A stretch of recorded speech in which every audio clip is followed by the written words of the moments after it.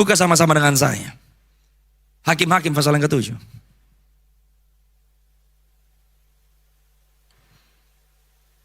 Saya ingin saudara lihat kebenaran ini, saudara. Hakim-Hakim pasal yang ke-7 ayat yang ke-2 sampai ayat yang ke-10. Oke? Watch. Waktu Tuhan pulihkan identitas orang Gideon. Di tengah-tengah bangsa yang ketakutan, saudara. Ini ngomong ketakutan ya. Kenapa kita harus hempas yang namanya rasa takut itu? Gimana cara Anda mengalahkan ketakutan? Faith. Sebab iman itu lawannya ketakutan. You have to walk by faith. Nah, kita berkata tanpa iman Anda tidak bisa menyenangkan hati Tuhan. Ambil langkah with God. Langkahmu itu menentukan. Itu free will. Hak bebas free will bukan ngambil menentukan langkahmu sesuai jidatmu. Kalau free will didesain seperti itu, betapa kejam dan jahatnya Tuhan. Tapi free will adalah oleh karena hak bebasmu, Anda memilih Tuhan, itu free will. Paham ya saudara ya? Walking by faith is by choice. Percaya apa yang firman katakan, you take a step of faith. The supernatural takes place. Gideon memanggil tentara. Berapa yang kumpul? 32.000. Berfirmanlah Tuhan kepada Gideon. Terlalu banyak rakyat yang bersama-sama dengan engkau. Daripada yang ku kehendaki itu menyerahkan orang Midian ke dalam tangan mereka. Jangan-jangan orang Israel memegah-megahkan diri terhadap aku sambil berkata, tanganku sendirilah yang menyelamatkan aku. Coba ayat yang berikutnya. Dikata maka sekarang serukanlah kepada rakyat itu. Demikian, siapa yang takut dan gentar biarlah ia. Lihat tuh. Yang milih bukan Tuhan. Tuhan kasih opsi, pilih sendiri. 32.000 orang yang berkumpul kepada Gideon. Mereka orang pahlawan gagah perkasa atau tidak? Ternyata kalau saudara cuma tahu, yes I'm a Christian. Tapi kita nggak menang sama yang namanya takut. Tidak semua pahlawan akan mengalami yang namanya kemenangan.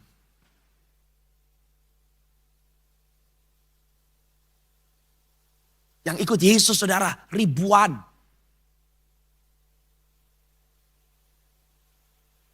Yang terima janji Bapa 120. Sadarkah saudara? Kita mau gereja kita besar, praise the Lord. Tapi Tuhan gak impress sama jemaat yang banyak tapi isinya semuanya penakut. Jangan anggap ini kecil. Kalau ini semuanya prajurit, ngerti siapa dirinya. Datang ke tempat ini, berdoa, berseru kepada Tuhan bersama-sama. The heavens will open over you. Yang mengerti katakan amin. Seleksi pertama itu apa? Overcome your fear. Kalau saudara punya confidence bahwa Tuhan yang tahu, Dia yang pegang hidupmu, Dia yang memiliki masa depanmu.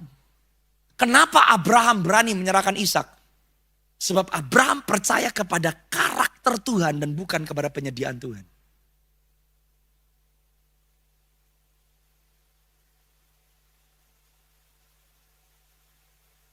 Makanya jadi bapak orang benar.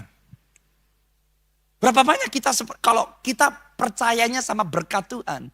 The moment sesuatu terjadi dalam hidup kita bertolak belakang dengan apa yang kita harapkan. Kita akan kecewa dengan Tuhan. Abraham punya hak loh ngomong kayak begini. Anak ini janjimu. Belasan tahun aku menanti. Ini janji Tuhan. Tidak mungkin Tuhan meminta untuk aku memberikan apa yang Tuhan sudah kasih. Berapa banyak kita seperti itu? Akhirnya tanpa sadar berkat Tuhan kita jadikan seperti idol atau berhala. Bangsa Israel dijaga oleh Tuhan selama mereka ada di Mesir di tanah yang namanya Goshen. Betul? Tapi waktu Tuhan berkata kepada mereka di di Keluaran 12. Keluar dari tanah Mesir. Kalau mereka masih mau menggandoli Goshen. Goshen yang adalah berkat Tuhan berubah jadi kutuk buat mereka. Dan itu terbukti loh. Bangsa Israel bisa keluar dari Mesir. Tapi Mesir tidak pernah keluar dari dalam hati mereka.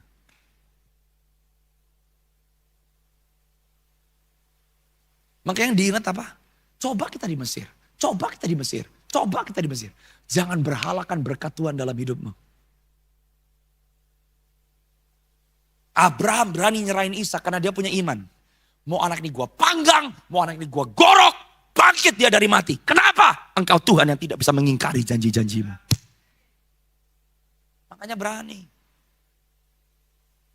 Faith. Katakan sama-sama dengan saya, iman. Kenapa banyak tentara yang akhirnya dari 32.000 orang, berapa yang pulang saudara? 22.000.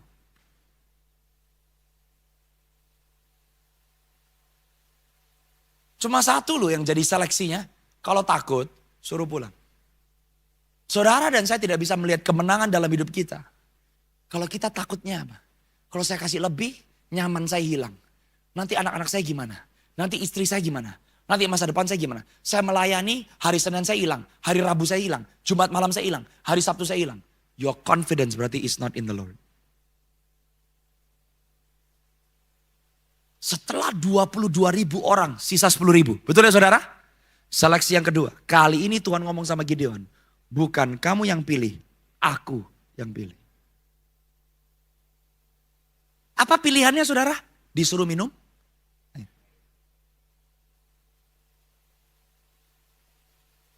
Oh, the Holy Spirit, it's like water.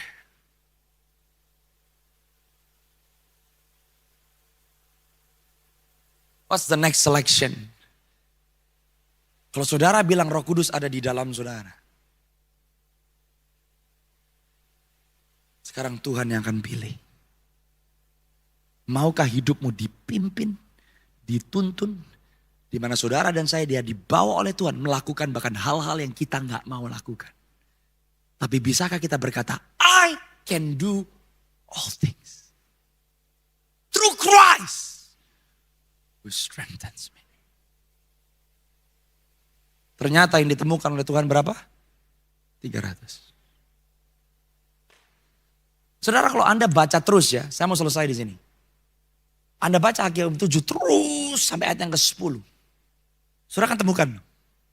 Setelah Tuhan menemukan 300 jumlah prajurit yang Tuhan bilang, they pass the test. Mereka mau melangkah, mereka mau keluar dari zona nyaman, dan mereka mau mengizinkan dipimpin oleh Roh Allah. Ternyata Gideon sendiri takut. Pernah gak Anda baca ayatnya? Tuhan berbicara kepada Gideon, Gideon kalau kamu takut, turun ke kemah musuh, bawa bujangmu yang namanya Purah. Oh glory. Waktu saya pertama baca ayat ini saya bilang Tuhan gak fair. 22.000 orang terdiskualifikasi. Tapi gak taunya kepala barisannya juga takut. Tapi Tuhan kasih cheat code. Kalau kamu takut Gideon bawa Purah. Bawa hambamu, bujangmu bawa. Ternyata di situ saya nangkep loh. Orang yang lepas dari takut bukan berarti Anda, yes, berjalan, apapun gua lakukan. Gak kayak begitu. Ternyata waktu orang lepas dari yang namanya takut, bukan berarti Anda gak punya anxiety. Besok akan terjadi apa. Bukan berarti saudara gak deg-degan. Bukan berarti saudara tidak bergantung kepada Tuhan. Tapi orang yang lepas dari takut tetap memutuskan untuk taat meskipun belum mengerti. Waktu Gideon bilang, I don't know Tuhan, aku bukan pahlawan yang gagah perkasa, aku sembunyi di tempat pengirikan Bapakku. Tapi Tuhan berkata kamu adalah pahlawan yang gagah perkasa.